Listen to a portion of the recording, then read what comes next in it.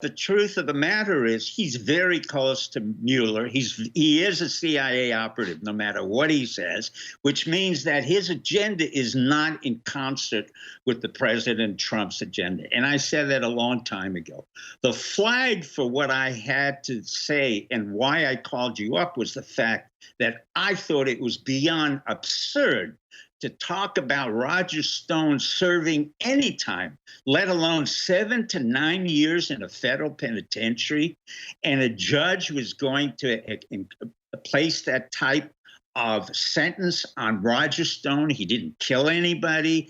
He didn't intimidate anybody. I mean, basically, Roger Stone is Roger Stone. You know him. I've known about him since the Nixon administration. He doesn't hurt people. He doesn't kill them. He doesn't touch them.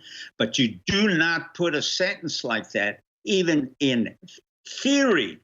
And the reason why I called you up to say is that was, again, the manifestation of a corrupt Justice Department, a corrupt FBI system, which Mueller knew about, Comey knew about, and Barr knows about. Barr is a political animal. Contrary to what he says publicly, he says, oh, I'm not intimidated by the press. I'm not intimidated by a president. I'm above intimidation. Wrong. The minute you hear that kind of negativity and self-aggrandizement, it's the reverse. He's a total political animal. He's nothing but a political animal, and he likes to demonstrate that he's tough and independent. He's neither tough nor independent. He worked for Verizon. He worked for GT. No, I agree. So why did he pop up and stab the president in the back at this point? Because he didn't want to be challenged. And a man like Trump is a true street fighter. You don't mess with Trump unless you come from New York, you understand what he's about. And a guy like Barr, who grew up in New York, and actually his father was head of the Dalton School, is highly compromised. Trump is not. Every time we have had Dr. Steve Pieczenik on, in the last year or so, he has warned that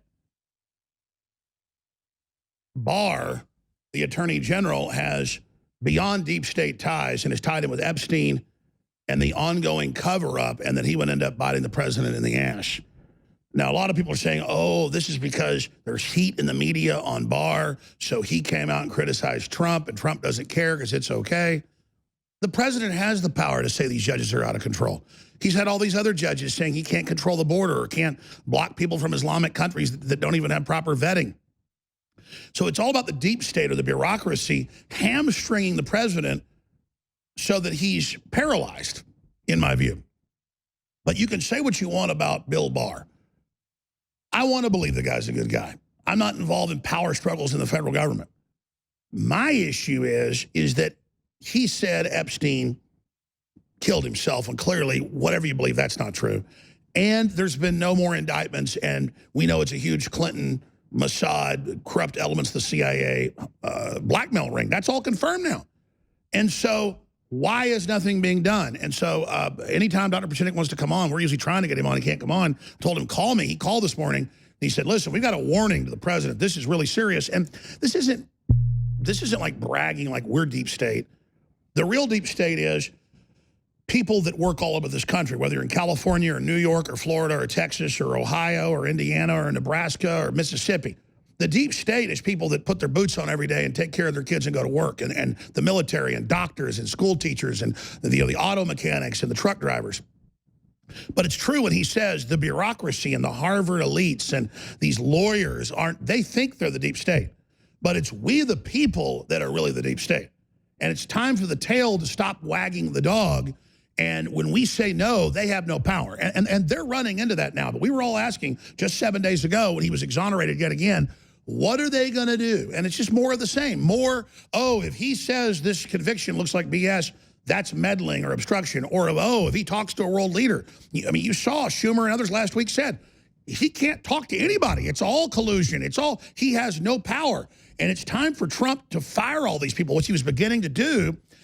And now we see Barr raise his ugly head. So with the balance of the hour, Dr. Steve Pieczenik joins us. And I know you'll get into the whole history of it in the background, but there's a good chance Trump will end up seeing at least 5 minutes of this.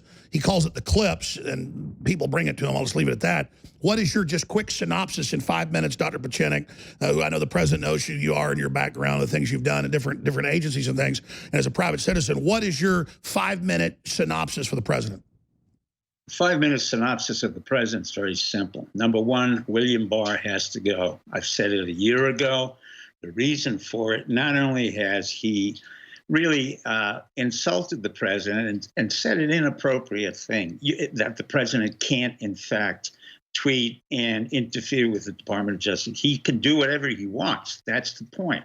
What Barr has not said is that he has not told anybody that from 71 to 77, he was a CIA operative and analyst. In 1989, it was Barr who decided that we should invade Panama and gave the go-ahead. Now, the reason I was against that, I went out to see Noriega and I told him, I will be here to represent you and personally take you out if you need to be, but you're going to have a war that you don't need. And Noriega pinpointed Barr. He pinpointed Bush Sr. He said that these are all the people who are involved in corruption, including the CIA. So what we have here is an individual who not only is deceptive, but they call him a street fighter.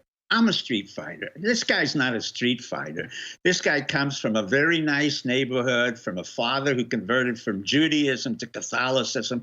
That's all fine. He went to Columbia or whatever. But the truth of the matter is he's very close to Mueller. He is a CIA operative, no matter what he says, which means that his agenda is not in concert with the President Trump's agenda. And I said that a long time ago. The flag for what I had to say and why I called you up was the fact that I thought it was beyond absurd to talk about Roger Stone serving any time, let alone 7 to 9 years in a federal penitentiary, and a judge was going to place that type of sentence on Roger Stone. He didn't kill anybody. He didn't intimidate anybody. I mean, basically, Roger Stone is Roger Stone. You know him. I've known about him since the Nixon administration. He doesn't hurt people. He doesn't kill them. He doesn't touch them. But you do not put a sentence like that, even in theory.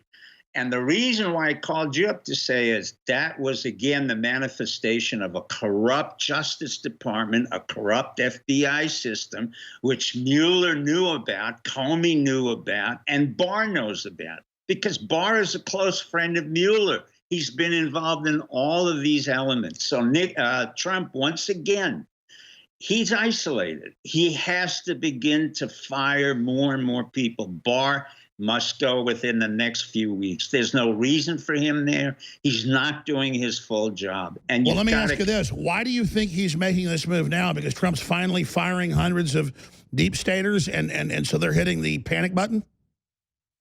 Barr is a political animal. Contrary to what he says publicly, he says, oh, I'm not intimidated by the press. I'm not intimidated by a president. I'm above intimidation. Wrong. The minute you hear that kind of negativity and self-aggrandizement, it's the reverse. He's a total political animal. He's nothing but a political animal, and he likes to demonstrate that he's tough and independent. He's neither tough nor independent. He worked for Verizon. He worked for GT. No, I agree. So why did he pop up and stab the president in the back at this point? Because he didn't want to be challenged. And a man like Trump is a true street fighter. You don't mess with Trump unless you come from New York, you understand what he's about. And a guy like Barr, who grew up in New York, and actually his father was head of the Dalton School, is highly compromised. Trump is not. He made his own business. You want to say Trump lies? That's fine. He doesn't you're right. care. These people came up in their own, in their little political lawyer system. Trump's his own animal, and that's why they've got such a problem, is he's not being ruled by their committees. Correct. And what Trump is now understanding, he's brought back correctly Hope Hicks and some others, his body defender, and he now understands that he has to rely on a very close circle of advisors, and he still has to clean out the White House. That's what you kept saying. He shouldn't have more than 100 people at the National Security Council, not 3,000. That's correct. And O'Brien, I give him credit. He just fired 70, as we talked about on this show months ago. But I think it has to go down to 50 and even lower than that, because Trump cannot work with a critical mass of people who are deployed from other agencies. By and let's be clear, a lot of them are definition, weak-minded. They're getting threatened behind the scenes. Anybody around Trump is being basically having intelligence operations run against him. Let's talk about how the president could counter this, and how he could finally defeat this crop of lawyer deep staters once and for all, and really get around to the business of relaunching America. Straight ahead with Dr. Steve Pachenik on the other side. But I agree with him, and we're going to get into Barr and Epstein, because that's the big litmus test for me, is where are the indictments? What's happening with the blackmail rings? I want to see that dealt with. Last Friday, I'm on air, and I say, what is the new hoax going to be? And I said, it's clearly him just being the president. Doing anything they say is corruption, because they want the presidency paralyzed. And the answer is firing a bunch of people, being the president, and not appeasing them anymore. And I think the president knows that now. I think that's why Barr has come out from under his rock and is showing us who he really is. You know, we're hearing from the usual suspects cueing people that, oh, this is a masterful stroke with the president, and this is to get folks off of Barr's back. Off his back?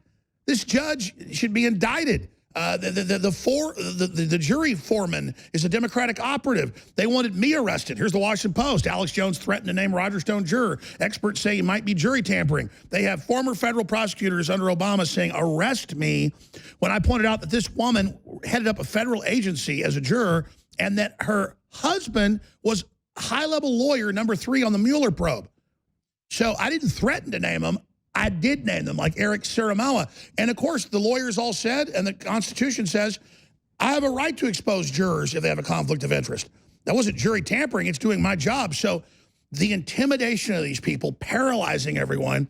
You're a medical doctor yourself. How do we get the president through this? What would you advise him to do? You're saying get rid of Barr. Then they'll spin that, oh, see, Barr stood up to him, so he got rid of him. All I know is he's surrounded by these lawyers that are always on TV. I was just watching Fox during the break and a cup of coffee. And they're like, it was former Bush, administration people going, the president needs to not be involved in things. He's not allowed to. The president just needs to sit there and do whatever the bureaucracy says. This is so obvious. The problem is this bureaucracy. Am I wrong, Dr. Pachenik? No, I'm laughing because you hit it right on the head. Most of the people that Trump unfortunately picked in the beginning, Zalmay Khalilzad, John Bolton, a clear violation of what happened in the past. There are many others, and including myself, who can tell you the guy's totally incompetent. He's self-aggrandizing. They're manipulative. Now, the reason I can understand what Trump did is he has to rely on an instinct and a limited amount of information. Remember, he comes from the business world. When I talk to my people in the intelligence world, I have to say just one word. He's not a politician. He's not an intel officer. He is a businessman. As a businessman, the dynamics are very different. So where normally he would come in and he would have, let's say, a foreman of the construction group, and I've been in construction and reconstruction, that foreman would have told Trump, no, you need a better painter, you need a better carpenter, you need a better this. No, that guy didn't work well. Unfortunately, because they're outcome based. They're about a mission instead of bureaucracy and lawyers and kissing ass. Correct. And Jared Kushner and Ivanka and all of those, they're new. No matter how well they serve the president, they do not understand how deep the intelligence community and the real deep state goes. When you're talking about a guy like Barr, I don't think they understood that Barr basically exonerated all of the Iran-Contra people. Well, who were they? One was Dewey Claridge. I knew Dewey. I mean, he's a good DDO. He was a good CIA operative. You had Claire George. I like Claire George. Then you have McFarland, who was a disaster. There's no one there who really understands how that type of history comes through again and again. That's why Trump doesn't know how to interface with the real government. Instead, he's dealing with the lawyers. Correct. That's a brilliant way to put it. He needs someone in there, not necessarily me, you, or someone else. Mike Flynn, for example. That's why they were so scared of Flynn, because he knew how it worked. Well, Flynn was the director of DIA. DIA was an organization that always protected me. Even in Panama, where the CIA dumped me and marked me for assassination, the DIA came in and protected me and took me out of Panama and took me off the roster. I go into the Soviet Union, DIA, I've got to explain it, Defense Intelligence Agency. There is an inherent conflict, and I've said it for years on your show, between the military intelligence and the CIA. The CIA has had nothing but problems throughout their career. Well, that's because the Army knew since 47 that the CIA was kind of set up by globalists and British intel, so they've never trusted it. Correct. So when you say deep state, you're talking about the military is the original deep state. Yeah. You have it. Exactly. That if I was thrown off the base on Fort Amador by Colin Powell, who was a pathological liar, lied about Vietnam, lied about anthrax in 9/11, then you have guys like Mark Cisneros and Defense Intelligence Agency boys who bring me back in, and we break into the military assets so that we can use them for propaganda. I write that in my book, but my point is Trump doesn't know that. He doesn't need to know that. It's like saying to him, look, you remember the construction you did on 42nd Street 25 years ago? He may or may not have remembered, but he certainly knew who to get, and what had to be done. That he does not have in the White House. So O'Brien is part of the Bush administration. Is he good, bad? I really don't know. But the sifting mechanism, the way they choose people, is faulty. And from that, he has paid and so he keeps being goal-oriented. They lie to his face and then turn around and don't do it. How does he get around that?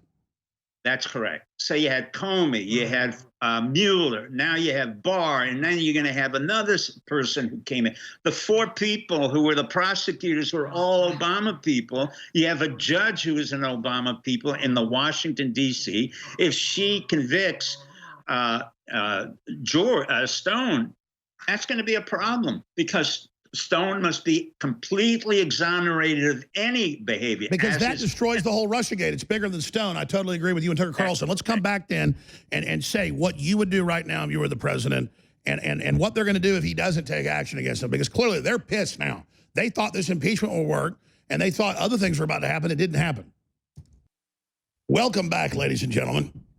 You know, there's 17 different U.S. intelligence agencies, and Dr. Pachinik should probably speak to that briefly, but he's talking about defense intelligence. We have Ivan Raiklin, Green Beret, Patriot, smart guy. I've met a few times. He's coming on next hour. If Pachinik wants to stay one more segment, they could overlap together to talk about the waterfront and what's happening and what the military's view on all of this is. But to show you how even if you have the best of intentions, you've got to have a life experience to understand things. So I remember I was on air 26 years ago, 1995, and Bill Clinton had the military, Delta Force, training to take over cities, to overthrow governors that opposed him. Clinton was delusional, thought he could have a martial law takeover ahead of Oklahoma City before he staged that.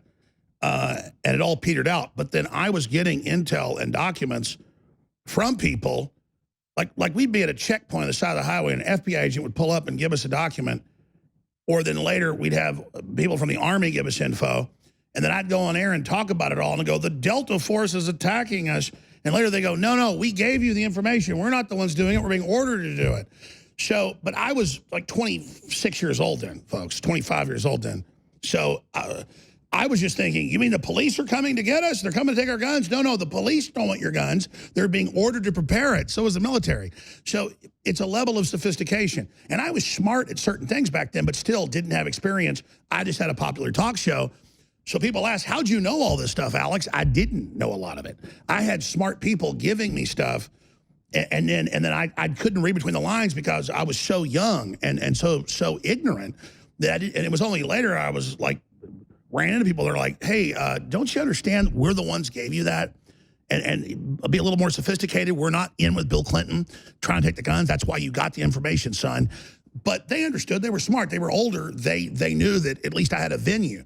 So people ask how I was ever so successful. I knew some things growing up and studied a lot of history and had family that were involved in stuff, so they told me things. But to sit there and watch how, as you said, it's been good FBI agents and good people in defense intelligence and just good people across America in private life that are the real deep state that have been blocking this globalist takeover. Is that what you were getting at, Dr. Pachenik?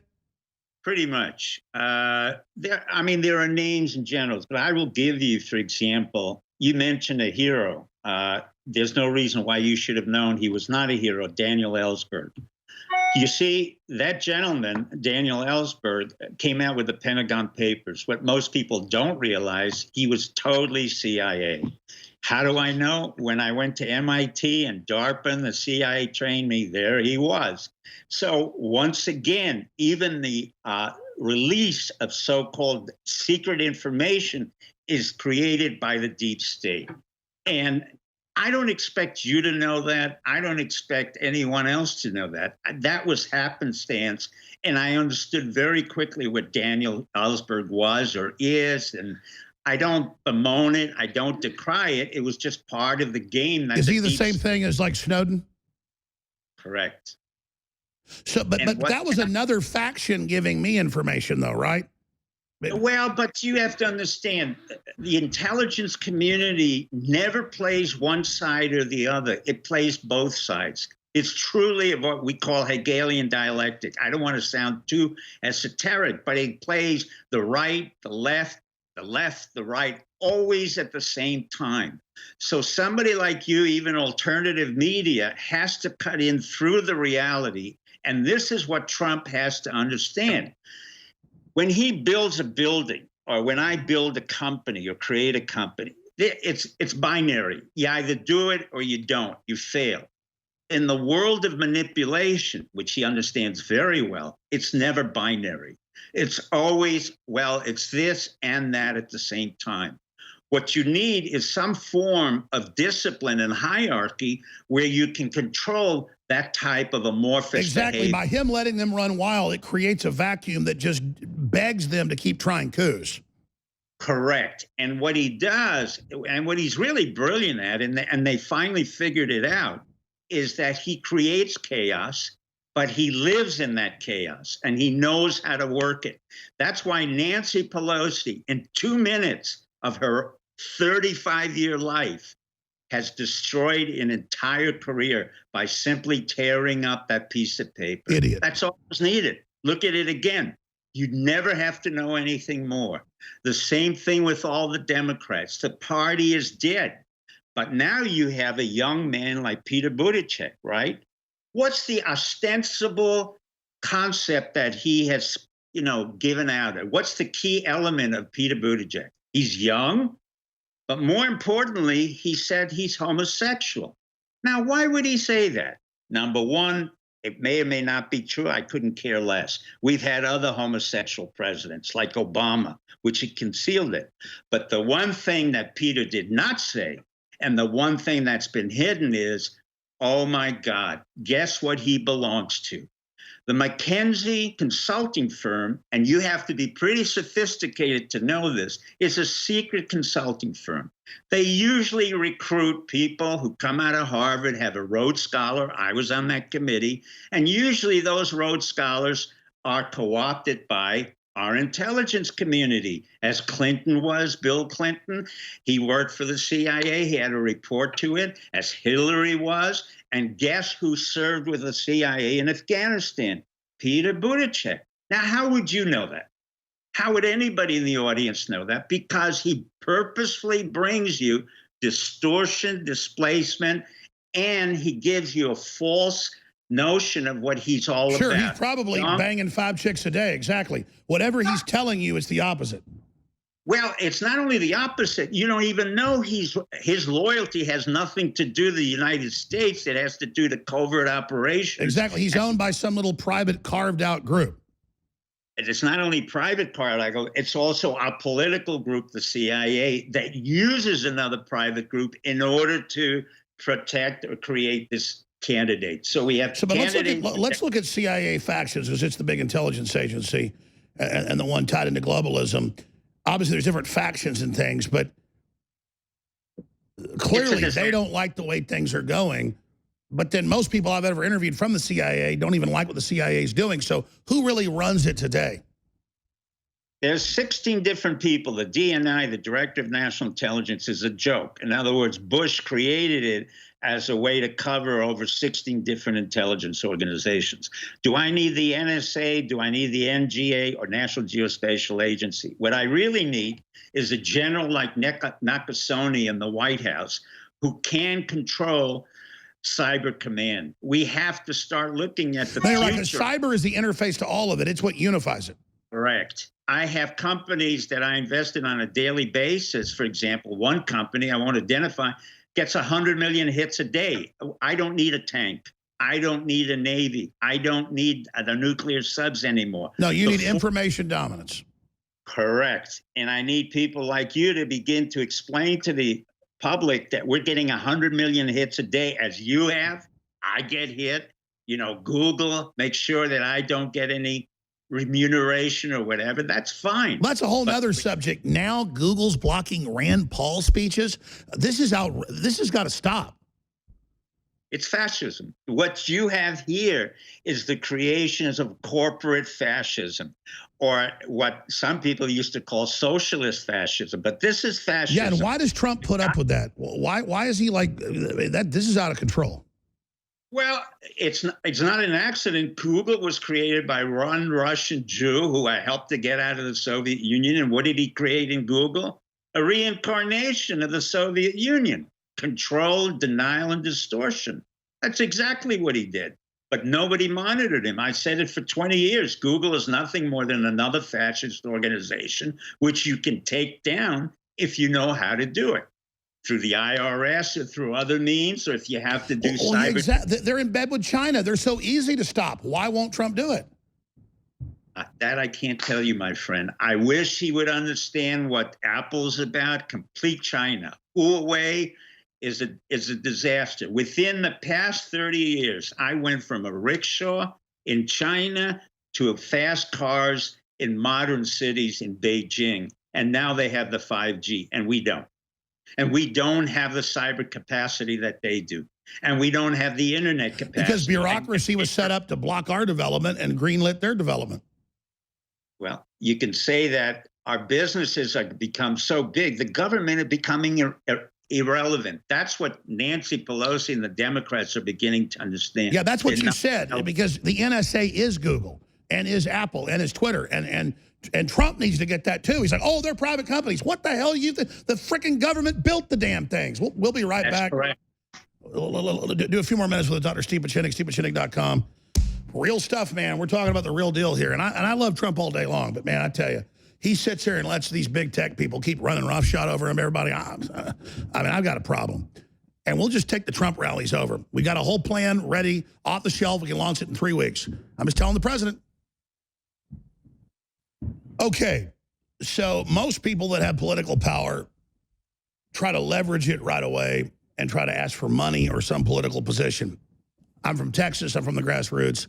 I want to create alternate systems for my progeny and for your progeny. I don't want to control things.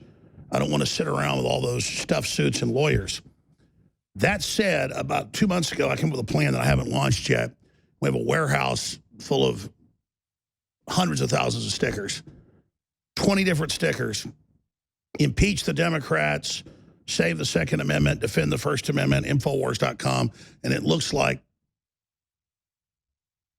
duct tape, but it's just a regular sticker. You put it over your mouth, you go to a Trump rally, and you instantly take over without even disrupting things. People say, why are you doing this? What's happening? Well, you go, well, we're being censored, and Trump won't do anything about it. And I can easily have people at every Trump rally. Everybody loves us. Half his people are our folks or more. And like take CPAC or something. They're a bunch of blue blood kiss asses who aren't even conservative. And everyone bows down to the bureaucracy. And so I'm not threatening the president with something. I'm simply saying we're not going to sit here and watch our grassroots movement that got you into office be overtaken by a bunch of special interests. We're just not going to do it. So we're loyal opposition here, but we just want the president to know this plan will work. I can take over the Trump rallies right now. Something the Democrats could never do because I have the people. They know I'm real. And Dr. Pachenik, let me just ask you what you think, because I've not launched this yet because I just don't want to showboat like this. But with the stuff I'm seeing and the Justice Department announcing they're not going to go after Google for antitrust, I just feel like it's my duty to go ahead and probably start pulling the trigger on this. What do you think? I have no objection to it. I think it's a brilliant maneuver because silence becomes your weapon. And if they want to understand why you're silent, you read it right. I think it's brilliant what you're doing. You're not disrupting. You're in no way offending anybody. You're basically stating your view, and you have the loudest sound of all, silence. And you know what's most disturbing to people? Silence. And that's a brilliant strategy. You just encapsulated exactly what I mean by it. So you get what we're trying to do. Oh, silence is the most lethal weapon that someone can have. If I go to a meeting and I say nothing, I remember in the State Department, people would always say, well, what do you think? I said, well, I have nothing to say. But the minute you look up or the minute you have a tag on your mouth and there's silence, that's penetrating because there are two elements. One, you're silent, and two, you're intrusive with a strategy saying, this is what I would like to have. You don't say anything. People can say, oh, that's absurd or it looks silly. And the answer is you don't do anything. And so in no way can you be considered an agitprop, agitation propaganda, or anything offensive. It's basically I think it's brilliant the way you thought about it. Number one, you stand there, you say nothing, put it on your mouth, and basically you're making a statement. There's no way you can be offensive. I don't see it. Well, that's really what you're getting at the heart of it. I don't want to come in there like I want something like a pig at the trough. I'm just saying, hey, we've already been silenced. Here we are. We're represented by the fact we're silenced. Here we are. That's true. And silence, what you've done, Alex, and in a way it's brilliant. You've taken the very element that they try to repress you with, that silence, and made it into a weapon. Think about it. You should be head of our intelligence units. That's a brilliant way to look at it. You take the very part of suppression, silence, and you make it into a weapon, and then you put just a tag saying, this is what I believe in, but I won't state it. And but Dr. Cheney, you know what it is. Necessity is the mother of invention. We're at the grassroots. We have to, just like you do, we have to innovate. We don't live in the lawyer fantasy land ivory towers. We have to be real or we fail. Well, there's a simple reason. Do you have a pension that's guaranteed, Alex? No. Neither do I. That's why we are what we are. Dr. Pachenik, StevePachenik.com. We're going to go to a 60-second break, come back with closing comments for the president on what you think is happening. We really appreciate you. We'll be right back. Stay with us. All right. Dr. Steve Pachenik's our guest. StevePachenik.com. Alex Jones, your host. Very honored to be here with all of you. Coming up in about 50 minutes, we've got Roger Stone's personal lawyer coming on. And I had to pull teeth to do this. And I don't know how much you can say, but you're going to get exclusive stuff coming up next hour. Barr installs outside prosecutor to review case against Michael Flynn, ex-Trump advisor. That's the New York Times. We also have this letter coming out today. Say there'll be no criminal prosecution of Andrew G. McCabe. That's a Valentine's gift to the deep state, in my view, Dr. Pachenik. What do you see in the symbolism of that? My attitude is pretty much this. I am not a fan, nor have I ever been a fan of the Department of Justice for well over 30, 40 years. I don't find them to be impartial. I find that most of the lawyers or prosecutors who come in at any given time are really political entities who have served one way or another, and this is the key, in a Washington firm. In other words, most of them will look at, you look at their resume and you will see they've worked in a Washington firm, they come out of Harvard, they come out of Yale. And for me, I'm not impressed with lawyers. I've never really used lawyers for litigation. I've used them as financial instruments. In other words, in the system that I was working in, either in the law or in publishing, their job was very simple. I don't want to know what's right or wrong from them. I just wanted them to make more money.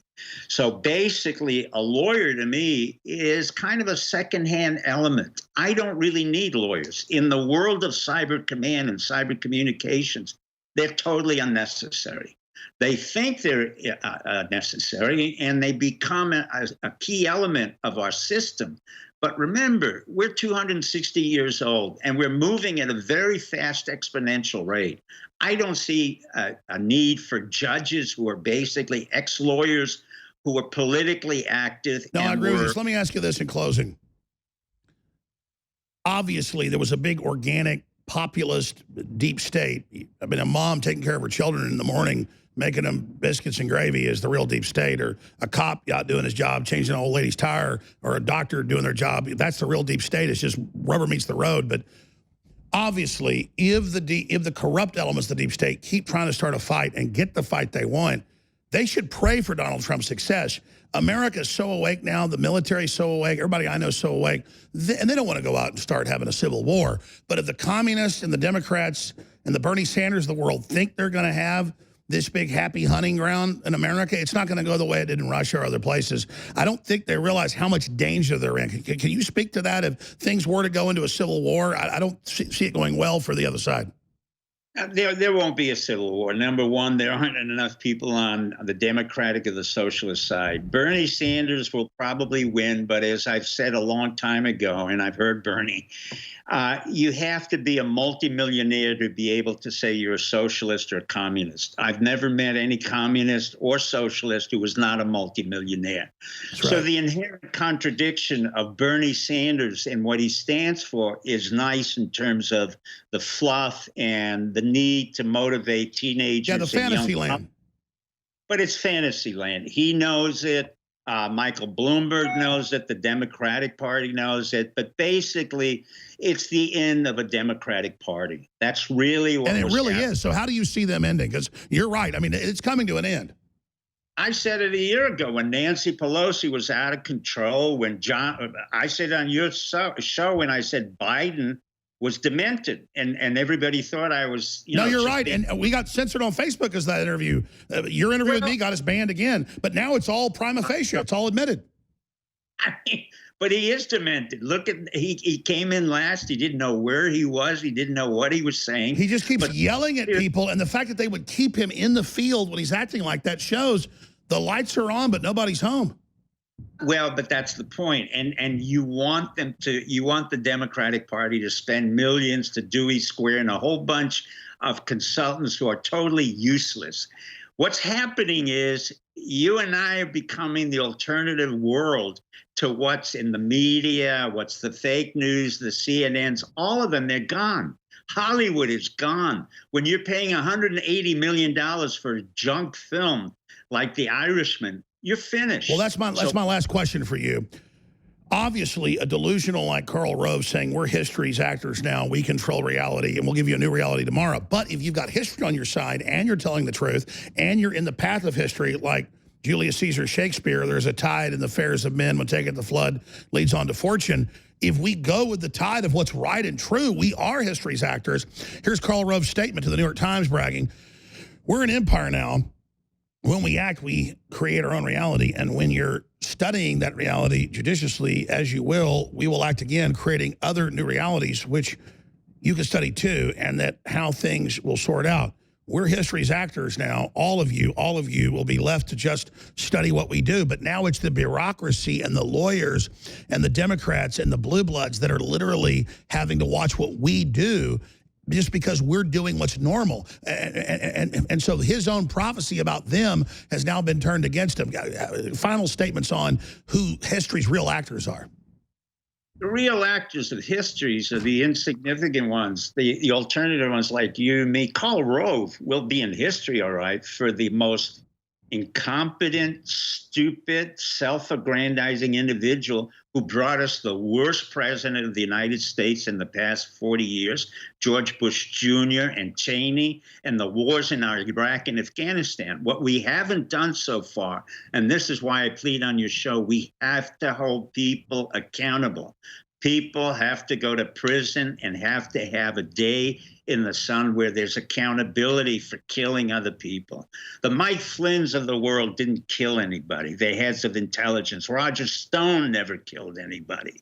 But Bush Jr. did, Cheney did, Karl Rove did, the Obamas did. So there's a whole political system that we have to hold accountable, but we're moving too fast. And where we're heading into now is no longer into kinetic energy, what's called wars or conflicts.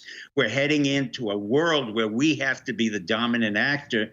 And unfortunately, China and Russia will be far more successful than we are because our students are better trained there.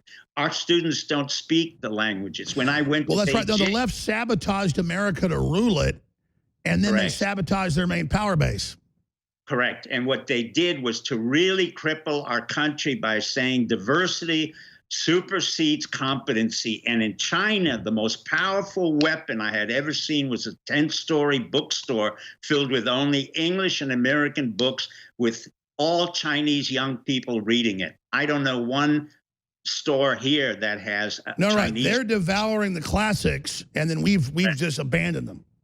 Correct. And we need a strong education system. If I were Trump, I would fire the entire Department of Education, start over again, and mandate that every state has to work on intelligence and competency, not diversity. I'm not interested in whether you're black, white, yellow, green. I'm Hispanic. I came out of Cuba.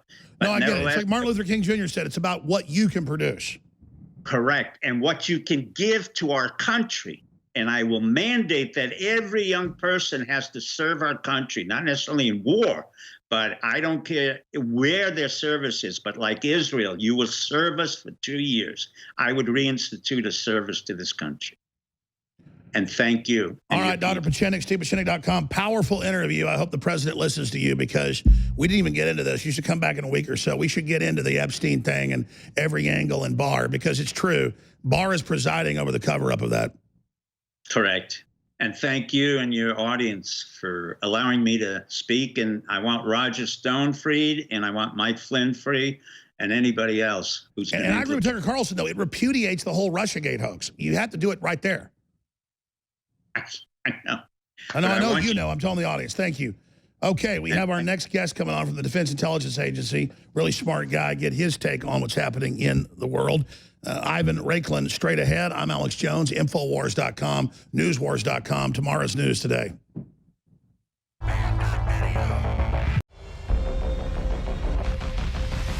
I told you 2 weeks ago that almost all the other major food distributors were actually sold out of food and trying to now buy up more food. But that our big sponsor that we've had for over 10 years, My Patriot Supply, had plenty of food on hand, but they were honest that there was a 7 to 10 day wait because they had to package it running 24 hours a day, 3 or 4 times the biggest volume of ordering that they've ever seen, with Homeland Security and with FEMA and with the Office of Personnel, all of them trying to call and buy up whatever food they had for their quarantine centers around the United States. Remember, that was 2 weeks ago. I told you they're setting up quarantine centers and they want emergency backup food for folks inside quarantine centers. And the U.S. government already has huge stockpiles of storable food, so why would they be wanting even more? Because a lot of it's 20, 30 years old, and the government employees want good stuff, and they know My Patriot's good, but they're buying up everything already. Now, a lot of these other companies, I don't have them as sponsors. I could have 6, 7 food sponsors right now. I don't, because I learned early on, if there's not a big rush and there's nothing going on, they got the food, and, it's okay. But when there's a problem, no, they'll take your order, but they won't ship it out to you for a few months until they finally get the money and then make the food and put it all together. When you order at InfoWarsStore.com, you get the lowest price on the full catalog of My Patriot Supply. It funds our operation, and they're in our back end. They get the orders. It boom, goes right into queue with them, and You get it just as fast as anybody else that orders from them. And it supports the operation. And now it's 10 to 14 days. They're right at about 10 days right now. So they just wanted to say 10 to 14 because the orders aren't going down. They're intensifying because folks know this is really serious now. But for 2020, for economic issues down the road, for inflation, for a possible depression, for any reason, this is insurance you can eat.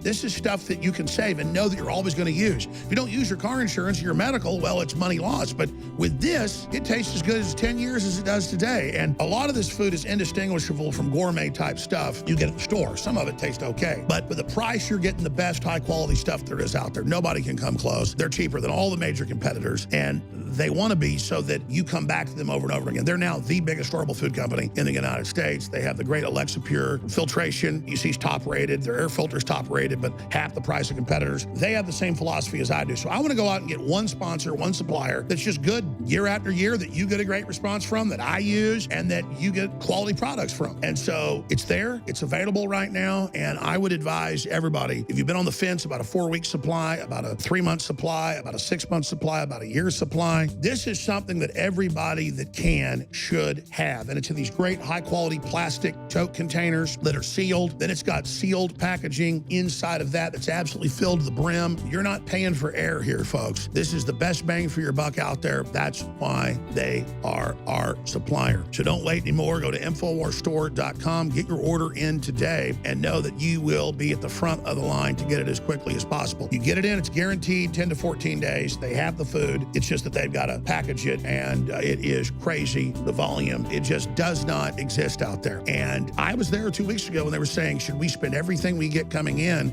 to order more food for other folks? Do you think this is how bad? I said, yeah, no, I think your gut level's right. I said, go all in. I think, unfortunately, you know, in a month, you'll be selling more food than you are now, because I think this is pretty serious. The response we're seeing is really serious. And regardless, 2020 is a crazy year. People need to be prepared.